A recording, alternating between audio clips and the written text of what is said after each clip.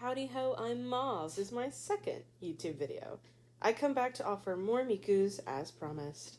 This time around, Miku's getting attacked by a bluebird, a piece of cake, and a clown.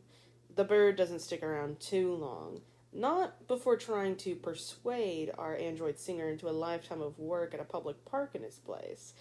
The clown, however, makes a good run of stealing my attention. They're just so cute, don't you agree? And I just wanted to eat the cake.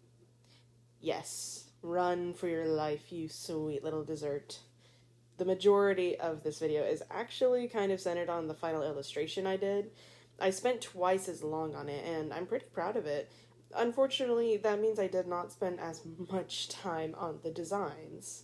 Without further ado, let's jump right into the sketching process. Once again, with my lineup of 3 poses. I had a back shot for the blue jay and 2 front-facing poses for the cake and the clown.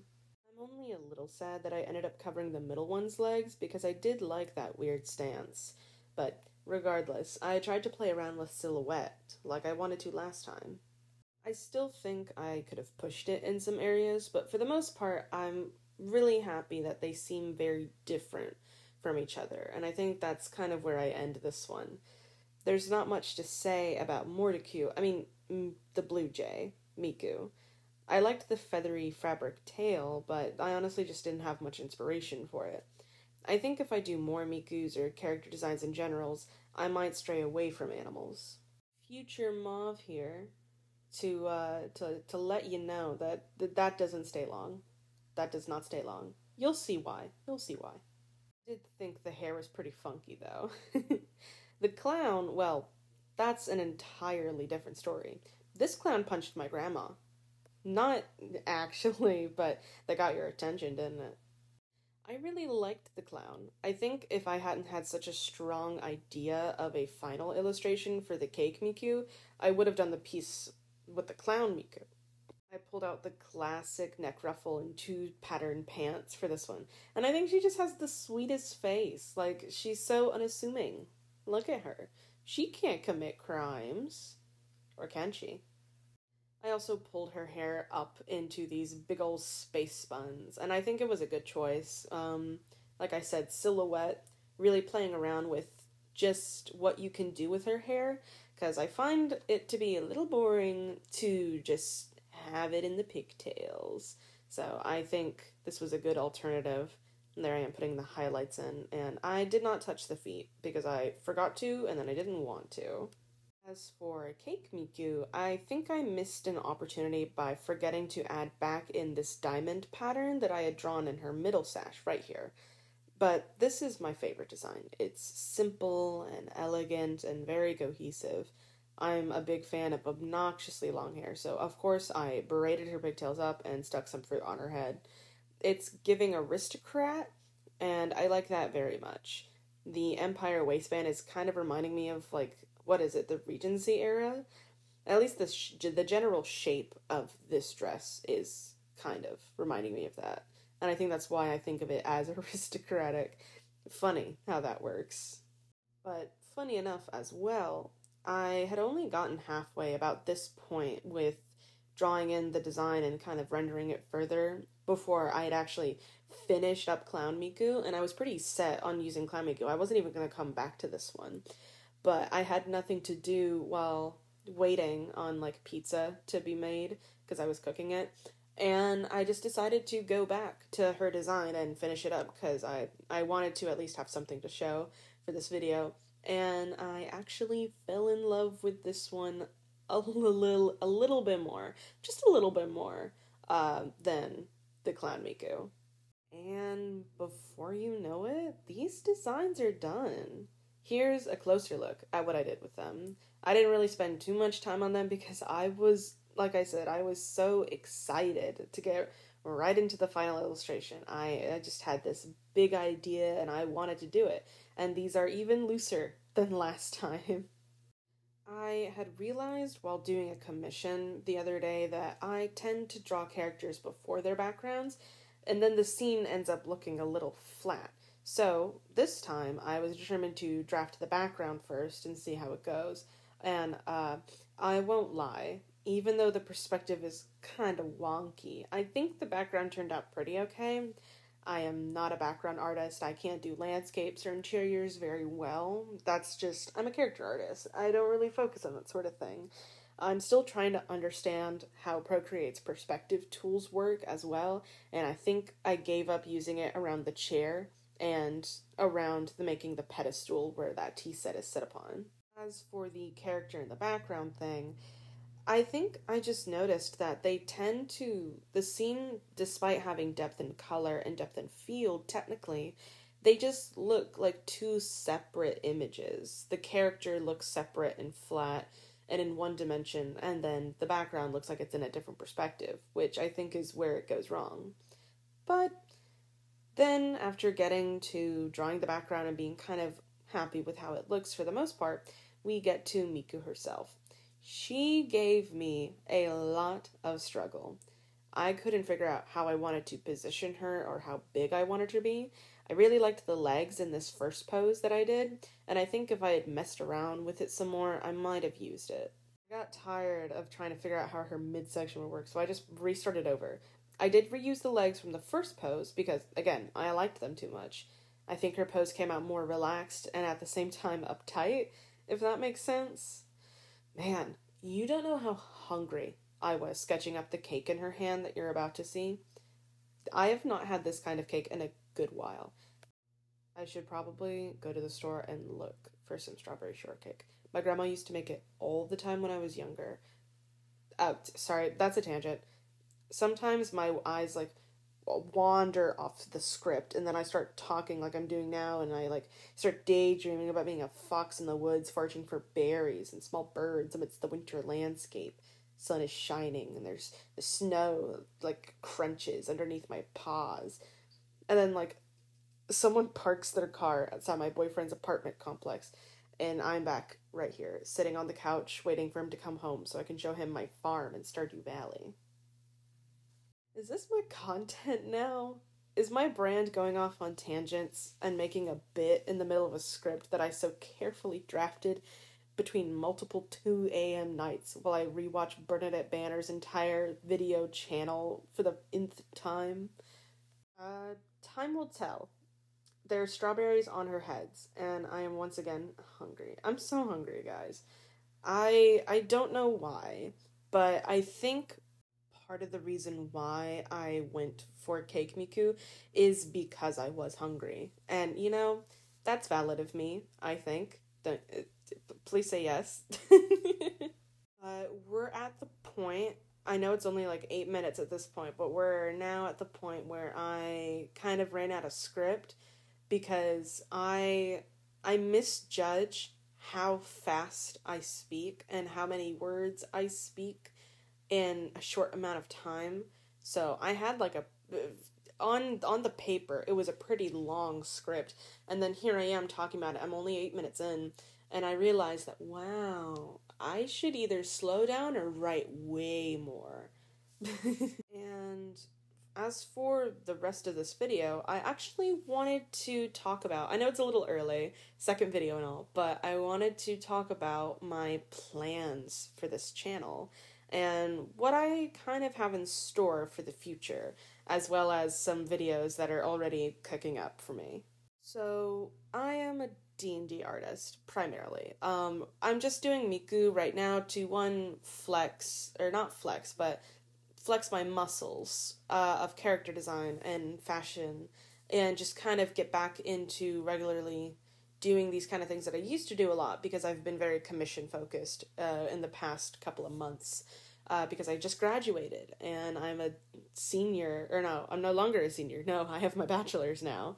But yes, I plan to kind of center more D&D focus, still do character design things, but very, very that aspect kind of focused. I also plan not to entirely just be a drawing channel. I really like channels that have more to offer, and me getting very hyperfixated on one activity and then switching it around means that I'm never doing the same thing twice within the same month unless it's drawing or so. And so I really want to, right now, I'm crocheting a cardigan for my boyfriend, and I'm gonna make him like a drawstring bag. I can speak. A drawstring bag for him to take to work with. So I want to really take all these different hobbies that I have and kind of document them and kind of show everyone and also keep track of for myself, show how many things I do and kind of revisit old projects that I, left behind in the dirt because I suddenly got bored of it, or I suddenly no longer had time and I had to switch to shorter things, just go back to things that I really like to do, which is making, because that is really the fun part about being an artist for me, is the process of making art instead of the main goal. I have, of course, the main, the final goal is a big motivation. I want to see things through, but I get really caught up in the process because I enjoy learning how to do things and then learning how to do them quickly. I don't know, something about it is just kind of ingrained into my very nature, I suppose. Oh, just a tidbit for the drawing.